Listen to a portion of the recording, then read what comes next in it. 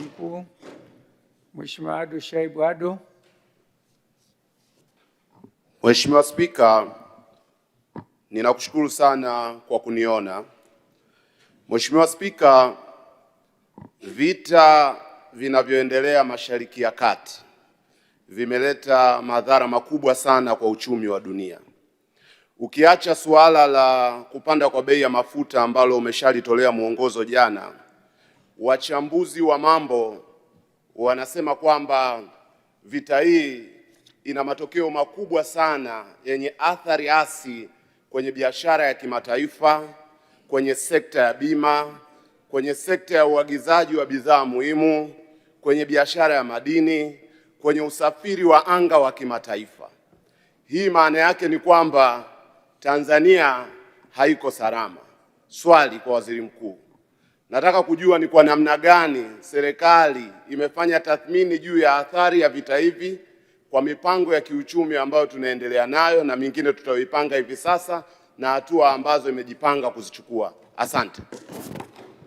Mheshimiwa Waziri Mkuu. Mheshimiwa Spika, nimpongeze pia Mheshimiwa mbunge kwa kuwa mfuatiliaji wa masuala yanayoendelea duniani. Ni kweli vita vinavyoendelea Mashariki ya Kati na vilivyotangulia huko Ulaya ya Mashariki ni tatizo kwa dunia nzima, itakuwa na madhara kwa dunia nzima, na Tanzania sio kisiwa, ni nchi ambayo inategemeana, inafanya biashara, inafanya mawasiliano, lakini pia na mashirikiano na nchi zote duniani.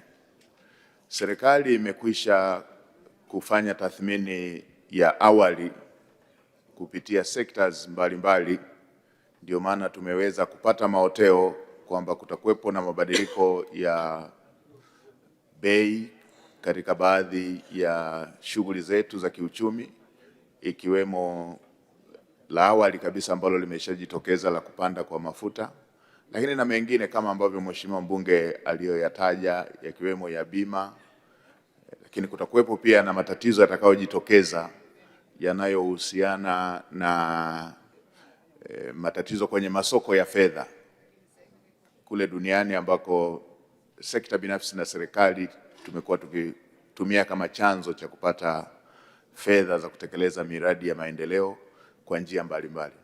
Sasa serikali katika kukabiliana na hilo, moja, tunajua tutahitaji zaidi, kama ambavyo Mheshimiwa Rais alikwisha kutoa kauli, tutahitaji zaidi kutumia rasilimali za ndani katika kuweza kuhakikisha kwamba tunatekeleza miradi ya maendeleo ili shughuli za miradi ya maendeleo ziendelee na nchi iendelee kusonga mbele. Katika baadhi ya maeneo ambayo tunatarajia kuendelea kuyaboresha, kama ambavyo nilisema na kwenye hotuba, tutaweka nguvu kubwa katika kutafiti kwenye madini, tuongeze uchimbaji, tuongeze mapato. Mheshimiwa Spika, kwa mwaka wa fedha uliopita, moja ya sekta iliyotuletea mapato mengi ilikuwa ni madini, na utaona kwamba ongezeko hilo halijatokana tu na migodi mikubwa, limetokana na wachimbaji wadogo wadogo wa Tanzania ambao wameongezeka katika shughuli za uchimbaji na wameongeza mapato ya serikali. Hata mwaka jana kwenye makadirio ya wizara walitakiwa wakusanye takribani zaidi ya trilioni 1.2. Kwa miezi hii tu kabla mwaka wa fedha hujaisha tayari walishakusanya takribani trilioni 1. Unaweza ukaona kwamba hiyo ni sekta ambayo ni rasilimali zilizo ndani ya nchi yetu ambayo inaweza ikafanyika kama chanzo cha mapato kama tutaongeza wigo. Na Mheshimiwa Spika, unakumbuka utafiti ambao ulishawahi kufanyika ni 16%. Kwa bado tuna fursa.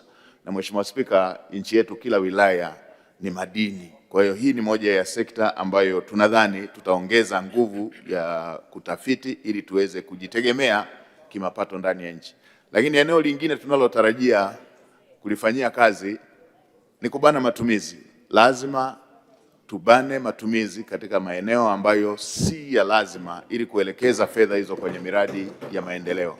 Hii ikiwa ni sehemu ya kukabiliana na hali ya dunia ambayo italeta mtikisiko katika masuala ya kiuchumi. Mheshimiwa Spika, tutafanya tathmini ya kina kwa sababu jambo hili halijakadiriwa exactly madhara yake yataishia lini na jambo lenyewe litaisha lini. Kwa tutafanya tathmini ya kina, na kwa sababu bunge lako linaendelea, tutaendelea kujulishana kuhusu hatua zipi zingine ambazo serikali inatarajia kuzichukua ili kuweza kukabiliana na jambo la aina hii. Asante Mheshimiwa Waziri Mkuu. Mheshimiwa